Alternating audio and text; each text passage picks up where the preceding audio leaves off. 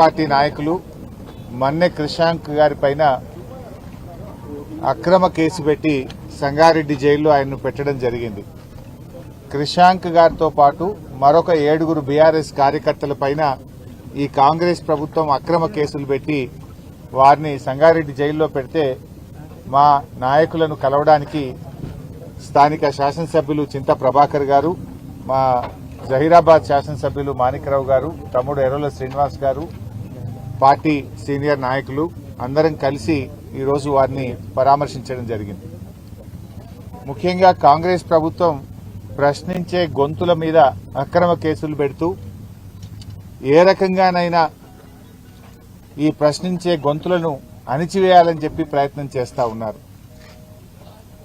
కాంగ్రెస్ ప్రభుత్వ తీరు చూస్తా ఉంటే రాష్ట్ర అభివృద్ధి పట్ల గాని, ప్రజల పట్ల గాని, రైతుల పట్ల వీళ్ళకు బాధ్యత లేదు.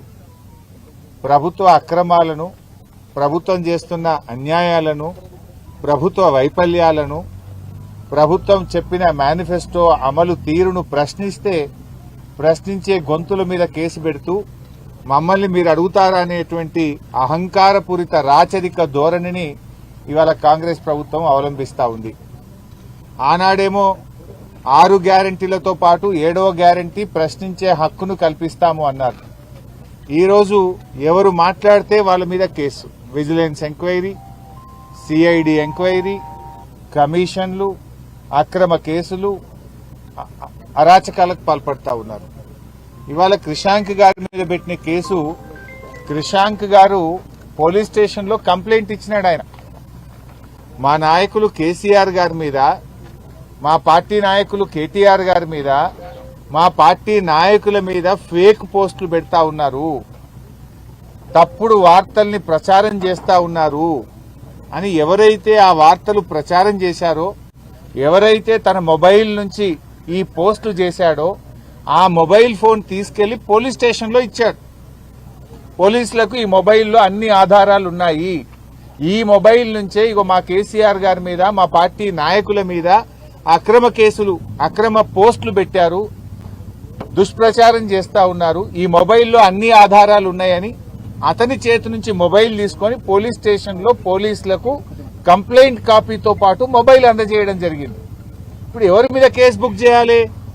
ఎవరైతే బీఆర్ఎస్ నాయకుల మీద ఫేక్ పోస్టులు పెట్టినారో, తప్పుడు పోస్టింగ్లు పెట్టి తప్పుడు వార్తలు రాసినారో వాళ్ళ మీద కేసు పెట్టలే. కంప్లైంట్ ఇచ్చిన క్రిషాంక్ మీద, క్రిషాంక్ తో ఉండే కార్యకర్తల మీద కేసులు పెట్టి వాళ్ళని ఎలా జైల్లో నిర్బంధించింది. ఇది ఎట్లుందంటే దొంగతనం చేసిన వాడిని విడిచిపెట్టి అరే తప్పు చేసిండు అని పోలీసుల దగ్గరికి వెళ్తే నిన్నే లోపల పెట్టినట్టున్నది. అంటే పోలీస్ స్టేషన్ లో కంప్లైంట్ ఫిర్యాదు చేయడానికి వెళ్లిన వాళ్ళ మీదనే కేసు పెట్టి జైల్లో పెడుతుంది కాంగ్రెస్ ప్రభుత్వం. వాళ్ళకేం చేసిండ్రు? నోటీస్ ఇచ్చి ఇంటికి పంపించిండ్రు. ఎవడైతే ఫేక్ పోస్టులు పెట్టిండో, ఎవడైతే బీఆర్ఎస్ నాయకుల మీద, తెలంగాణ తొలి ముఖ్యమంత్రి, తెలంగాణ సాధకులు కేసీఆర్ గారి మీద కేసు పెడితే, తప్పుడు పోస్టులు పెడితే వాళ్ళకి నోటీస్ ఇచ్చి పంపుతారు. మా పార్టీ నాయకుడి మీద, మాజీ ముఖ్యమంత్రి మీద దొంగ పోస్టులు పెట్టిండ్రు, తప్పుడు ప్రచారం చేస్తున్నారని కంప్లైంట్ ఇచ్చిన వాళ్ళనేమో జైల్లో పెడుతున్నారు. ఇది ఎక్కడి పాలన అని అడుగుతా ఉన్నా. ఇది ప్రజాస్వామ్యమా అని నేను అడుగుతా ఉన్నా రేవంత్ రెడ్డిని. నువ్వే హోంమంత్రివి, నువ్వే ముఖ్యమంత్రివి, ఇది ఏం పద్ధతి అని అడుగుతా ఉన్నా. ఇవాళ వాళ్లకు ఆయన మీద 308 సెక్షన్ పెట్టిండ్రు, నాన్ బెయిలబుల్ సెక్షన్ పెట్టిండ్రు. మెజిస్ట్రేటే అడిగింది, ఫోన్ తీసుకుంటే ఎవడన్నా నాన్ బెయిలబుల్ సెక్షన్ పెడతారా? ఫోన్ తీసుకుపోయి పోలీసులకే ఇచ్చిండు కదా, ఇలా ఆధారాలు ఉన్నాయి చూసుకోండి అని. ఆయన మీద నాన్ బెయిలబుల్ ఎట్లా పెడతారని మెజిస్ట్రేట్ గారే 308 సెక్షన్ కొట్టేసిండ్రు. మెజిస్ట్రేట్ కొట్టేస్తే మిగతా సెక్షన్లు ఏంటి? అన్ని below 7 years bailable sections. Below 7 years దాంట్లో అరెస్ట్ చేయరు, స్టేషన్ బెయిల్ ఇవ్వాలి. బిలో 7 years ఉంటే ఈయన మీద 22 కేసులు ఉన్నాయి, ఈయన హ్యాబిచువల్ అఫెండరు, ఇతన్ని జైలుకు పంపాల్సిందే అని చెప్పి తప్పుడు కేసులు అన్ని కూడా చూపించి ఇవాళ క్రిషాంక్ గారిని జైల్లో పెట్టడం జరిగింది. క్రిషాంక్ గారి మీద ఉన్న కేసులేంది? క్రిషాంక్ ఎవరన్నా మర్డర్ చేసిండా, రేప్ చేసిండా, టెర్రరిస్టా, ఏమన్నా క్రిషాంక్ ఏమైనా తప్పుడు చేసిండా? క్రిషాంక్ ని ప్రభుత్వ అరాచకాల్ని ప్రశ్నించిండు. అంగన్వాడీ టీచర్లకు ఇచ్చిన మొబైల్ ఫోన్లలో అవినీతి జరిగింది అంటే క్రిషాంక్ మీద కేసు. 10వ తరగతి పరీక్ష పత్రాలు లీక్ అయినాయి అని ప్రశ్నిస్తే క్రిషాంక్ మీద కేసు, కంచె గచ్చిబౌలి భూములు అమ్ముతున్నారు, అక్కడ మూగ జీవాలన్నీ చచ్చిపోతున్నాయి, చెట్లు కొట్టేస్తున్నారు, ఇది అన్యాయం అంటే కంచె గచ్చిబౌలిలో కేసు. సోమ్ డిస్టిలరీ అనేది బ్యాన్ చేసిండ్రు, సోమ్ డిస్టిలరీ మందు దాగి చాలా మంది చనిపోయినరు, ఆ సోమ్ డిస్టిలరీని తెలంగాణలో ఎట్లా తెస్తారు అని అడిగితే క్రిషాంక్ మీద కేసు. అదేవిధంగా మిస్ వరల్డ్ పోటీల్లో మిస్ ఇంగ్లాండ్ పట్ల కాంగ్రెస్ నాయకులు దుర్మార్గంగా వ్యవహరించారు, మన దేశ పరువు పోయింది, రాష్ట్ర పరువు పోయింది, దాని మీద విచారణ జరపాలి అంటే విచారణ జరపరు గాని ప్రశ్నించినందుకు క్రిషాంక్ మీద కేసు. అదేవిధంగా ఒక ఆయన అనుముల మహానందరెడ్డి ఒక కేసులో ఇన్వాల్వ్ అయినాడు, ఆ కేసులో అందరిని అరెస్ట్ చేసిండ్రు. అనుముల మహానందరెడ్డిని ఎందుకు అరెస్ట్ చేయరు? ఆయన ఇంటి పేరు అనుముల ఉన్నందుకే ఆయన విడిచిపెడతారా? ఆయనను ఎందుకు అరెస్టు చేయరు అని అడిగితే పిసిసి అధ్యక్షుడు మహేష్ కుమార్ గౌడే పోలీస్ స్టేషన్లో కేసు ఇస్తాడు, క్రిషాంక్ మీద కేసు పెట్టారు. అంటే అడగడమే నేరమా? ప్రశ్నించే హక్కు భారత రాజ్యాంగం ఈ పౌరులకు ఇవ్వలేదా?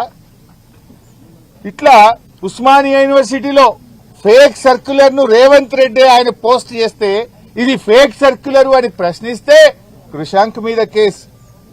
ఇట్లా క్రిషాంక్ మీద పెట్టిన కేసులేంటి?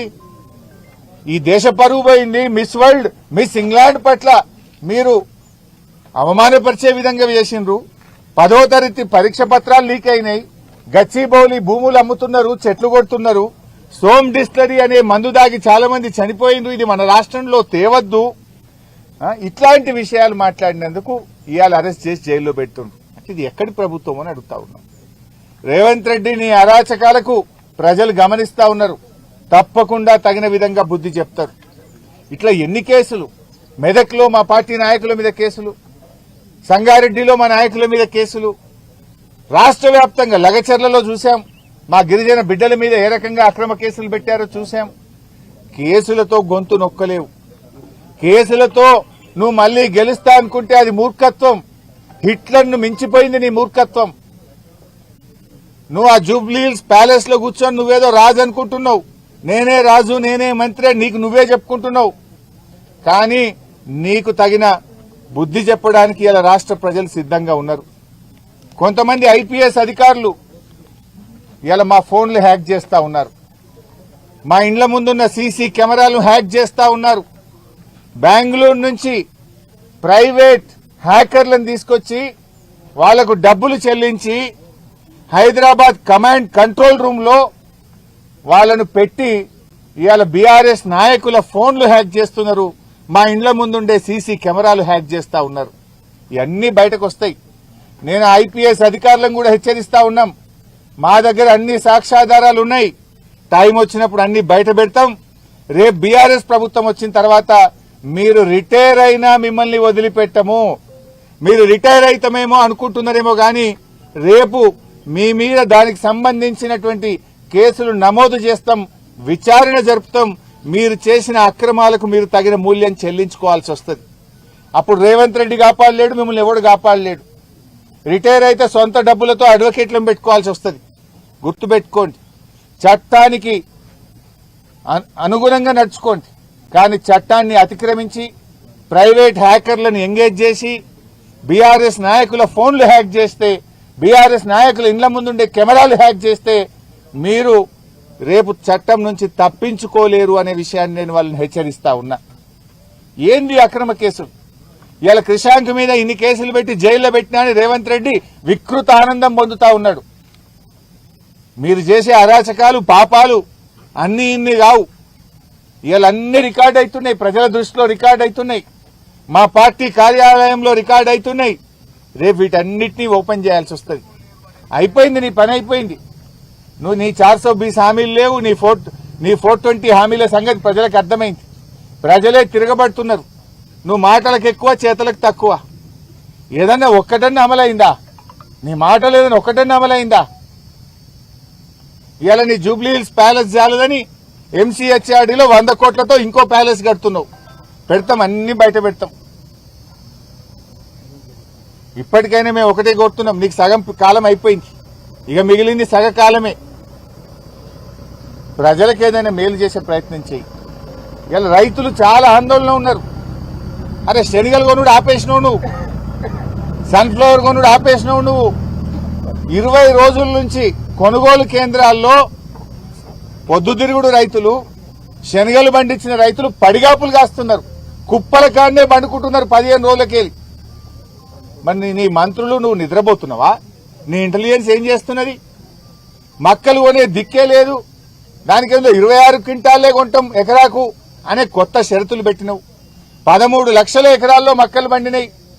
ఈ రోజు రాష్ట్ర ప్రభుత్వం సగం కూడా మక్కలు కొనక 1600లకు 1700లకు బయట మక్కలు అమ్ముకునే పరిస్థితి ఉంది. వడ్ల కొనుగోలు కేంద్రాలు స్టార్టే అయితలేవు.